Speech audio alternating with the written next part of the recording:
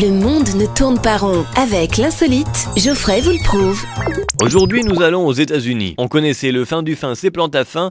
Voici le fond du fond, c'est du cochon. Je vous raconte l'histoire. Il était une fois un petit garçon devenu grand qui s'appelait Geoffrey et qui chaque matin prenait son petit panier d'histoires insolites pour aller non pas à sa grand-mère dans la forêt le raconter, mais à grand-père NJ.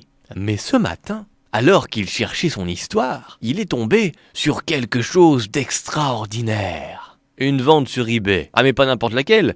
Une vente d'armure en côte de maille pour cochon d'Inde, avec le casque. Alors j'ai une question que je piquerai à Cyprien. Pourquoi ? Là faut m'expliquer. Est-ce qu'on a inventé les chevaliers de la cage ronde ? Comment ça vient à l'esprit ça ? T'es tranquille à ton petit déjeuner, et puis tu regardes ton couteau à pain, tu regardes ton cochon d'Inde, tu regardes ton couteau, tu regardes ton cochon, t'apportes le couteau près de la tête du cochon, et là, où on pourrait croire à un remake d'un film d'horreur, non, tu lui fais...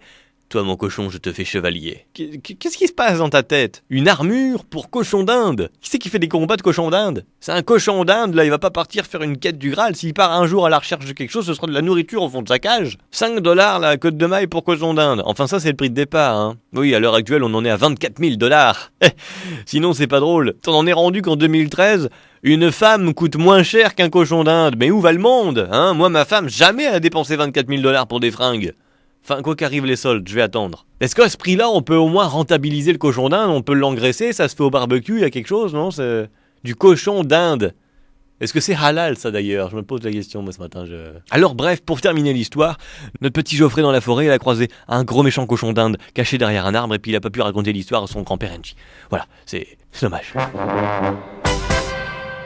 Retrouvez cette histoire et d'autres sur la page Facebook L'Insolite de Geoffrey.